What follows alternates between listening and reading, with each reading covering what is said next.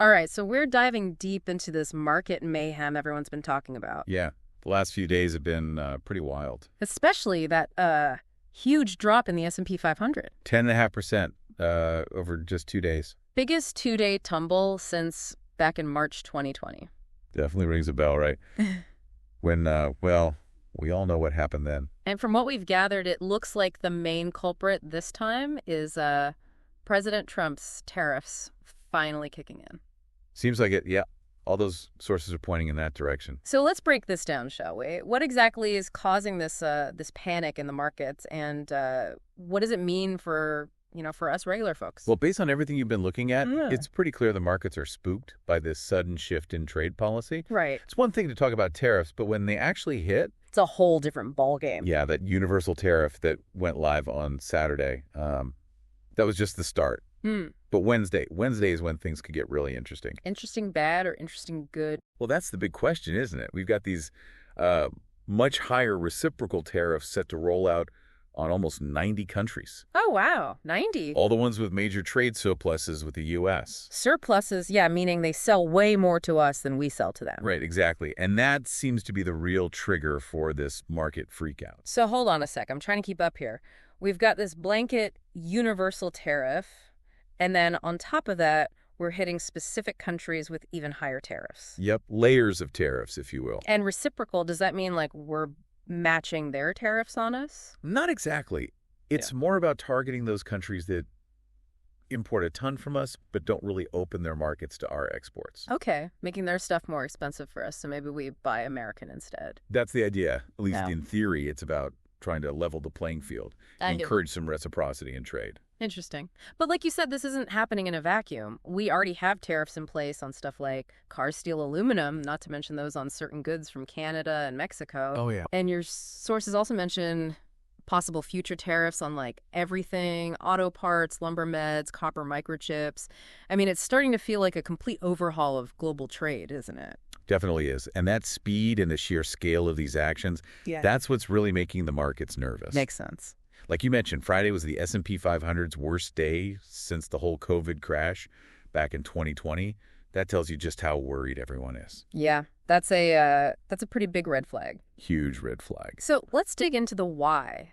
Why are the markets freaking out? What are the big fears here? Okay, so the biggest worry, the one that's keeping everyone up at night, is inflation. Prices going up. Exactly. Prices going way up. The thinking is that those businesses importing all those goods, they're going to pass the cost of these tariffs straight on to us, the consumers. Right, because tariffs make those imported goods more expensive to begin with, so they got to make up the difference somewhere. Right. And according to some of those sources, the numbers we're talking about are pretty scary. Scary how? JP Morgan analysts are saying this could be like a $660 billion a year tax hike on Americans, Oof. potentially adding 2% to the consumer price index. 2%. That's not just like a few extra cents on a gallon of milk. That's a real bite out of people's wallets. It is. And the Tax Foundation, they're even more pessimistic. Oh, boy.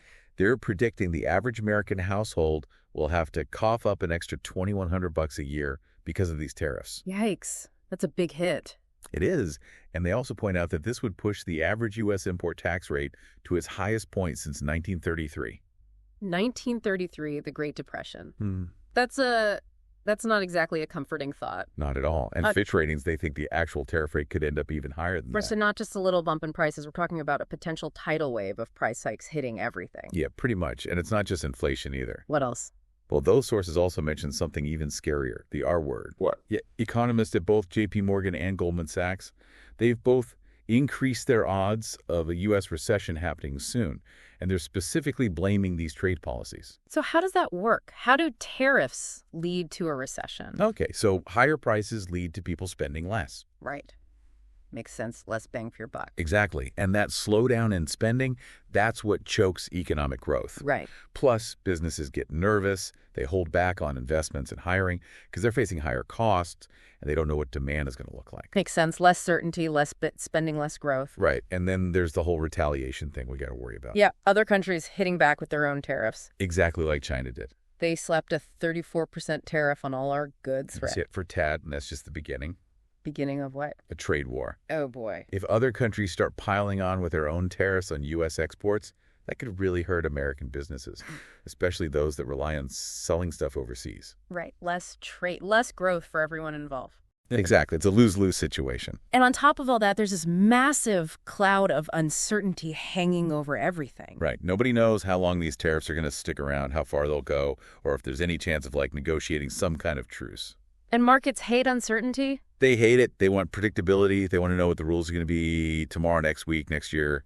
But with all this tariff talk, it's like the rule book got thrown out the window. Pretty much. Yeah. Yeah, even with the Commerce Secretary saying the tariffs are definitely happening and President Trump saying he's having positive conversations with world leaders and tech CEOs, it's still super unclear what the long game is here. So it's no wonder the markets are spooked. Not at all. All right, so let's talk numbers. Where do things stand right now in terms of those market milestones? Well, as your sources mentioned, the S&P 500 is down over 16% from its peak back on February 19th. Getting close to bear market territory? Yeah, definitely knocking on the door. Bear market's typically defined as a 20% or greater drop from a recent high, so we're not quite there yet. But not far off. Nope. And it's not just the S&P that's hurting either. The other major indices are feeling the pain too. Yeah, what about the Dow? The Dow Jones Industrial Average, that's officially in correction territory, now down over 10% from its December high. First correction that big in over 3 years, right? That's right. A pretty clear signal that investors are worried. And the NASDAQ. NASDAQ's actually gone even further. It's officially in a bear market now, down over 20% from its December peak. First one for the NASDAQ since 2022. Yep. And those futures, those were down even more on Sunday night, right? Yeah, even after the markets closed on Friday, those futures kept sliding, which usually means more selling is coming when the markets open on Monday. Ouch. Yeah, not a good sign. And it's not just stocks either. I saw that oil prices took a tumble too. Yeah, oil's down below $60 a barrel for the first time since April 2021. Wow. And that's mainly because of those recession fears we talked about. Less economic activity means less demand for oil. Right. Makes sense. Even Bitcoin's taking a hit. Bitcoin. Seriously. Yep. Even the crypto world's feeling the heat. When there's this much economic uncertainty, it tends to affect pretty much everything. So, okay, we get it. The markets are in a tizzy, but is this normal? I mean, have we seen this kind of thing before? Well, historically speaking, these double-digit drops in the S&P 500, they're not all that unusual. Really? Yeah, since 1940, we've had 46 of them, which averages out to about one every year. So this isn't totally unprecedented. Nope, not at all. But, of course, not every correction turns into a full-blown bear market, or worse. Right, that's the million-dollar question, isn't it? So what does history tell us? Well, the good news is that most of those double-digit corrections, about 70% of them, historically, they didn't turn into bear markets. They stayed below that 20% drop. Okay, that's somewhat reassuring. But of that remaining 30% that did become bear markets, the outcomes were all over the place. Oh, boy. About half of them lost more than 30%, and then there were those 3 times where things got really ugly, real crashes with losses of 40% or more. So while a correction itself might not be that unusual, the risk of it snowballing into something much worse is definitely there, especially with all this trade war stuff going on. Yeah, that's the big wild card here. We've never really seen this kind of trade policy shift before, so there's no perfect historical playbook to follow. Right. We're in uncharted territory. Makes sense. So what about that idea that sometimes a sharp drop can actually lead to a faster rebound? Is there any truth to that? Well, there's a theory out there that when the market tanks really hard and fast, it can kind of overshoot and end up undervalued. Like a sale on stocks? Kind of, yeah. And that can attract buyers who are looking for bargains, potentially leading to a quicker recovery. And Yeah. it's interesting because right now stocks are trading at around 15 times future earnings, which is historically pretty low.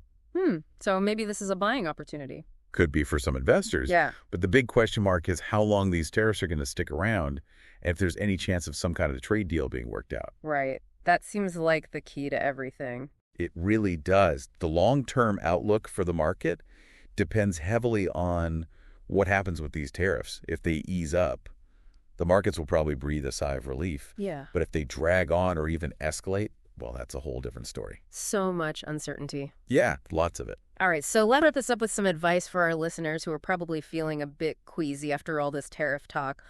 What should they be doing right now?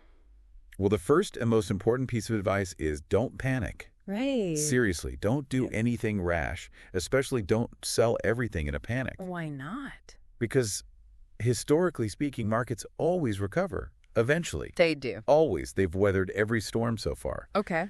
And if you sell when prices are low, you're just locking in those losses and missing out on the eventual rebound. So ride it out. Pretty much, yeah. And whatever you do, don't try to time the market. Meaning? Trying to jump in and out at just the right moment. Oh, yeah, that seems impossible. It is incredibly difficult even for the pros. Most investors are much better off sticking to a well-defined long-term investment plan. Right, one that aligns with their goals and their risk tolerance. Yeah. And diversification, that's got to be key right now. Spreading your investments across different asset classes, regions, sectors. Absolutely. Diversification is your best friend in times like these. It helps smooth out the bumps in the road. Like a shock absorber for your portfolio. Perfect analogy.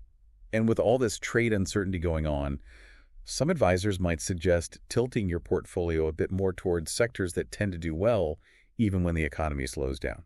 Like what? Things like consumer staples, utilities, healthcare, those are sectors where demand is pretty steady no matter what's happening with international trade. Right, people always need food and electricity and medicine. Exactly. Now, of course, the advice might be a bit different depending on where you are in your investing journey. For younger investors with a long time horizon ahead of them, what should they be thinking about? Well, younger investors, they've got time on their side. That's their biggest asset. They can afford to ride out these market dips and focus on those long-term growth goals. Trying to chase short-term gains or freaking out over every market blip that's just going to backfire. Patience is a virtue. Especially in investing. The best thing younger folks can do is work with a good financial advisor, come up with a solid long-term plan, and stick to it. And what about those closer to retirement or already in retirement? They're probably a bit more worried about preserving their capital, right? Yeah, they might need to be a bit more cautious, especially during a big downturn like this. It might make sense to cut back on withdrawals for a while. To avoid depleting their savings too quickly. Exactly. Preserve that nest egg. And it's still generally a good idea to keep some money in stocks, even in retirement. For growth and to keep up with inflation. Right. But maybe not as much as someone younger. Right. The exact mix will depend on individual circumstances and risk tolerance. So working with a financial advisor to tailor a retirement income plan that can handle these market swings is crucial. Absolutely. But it's interesting, for some investors, this whole market dip might actually be a good thing. How so? Well, if you've got some cash on hand and you're in it for the long haul, these lower prices might be a chance to buy some good stocks on sale. Yeah, that's the classic buy low strategy, but it takes guts and a long-term mindset. You got to be able to stomach the ups and downs. So as we wrap this up, let's remind our listeners that market volatility, it's just part of the game. It is. It's like the weather. It's going to happen. You can't control it. You just got to be prepared for it. Exactly. And while this recent sell-off has been pretty dramatic, it's important to remember that historically speaking, the markets have always bounced back. Right. But this whole trade situation, it does add a new layer of complexity, a new level of uncertainty. So the key takeaways here seem to be don't panic, think long-term, and diversify. Diversify. Couldn't have said it better myself. This whole deep dive has really shown just how interconnected the global economy is and how sensitive the markets are to these big policy changes. It has. So as we sign off, we want to leave you with a couple of questions to think about. What do you think are going to be the long-term consequences of these tariffs? Not just for the markets, but for the economy as a whole.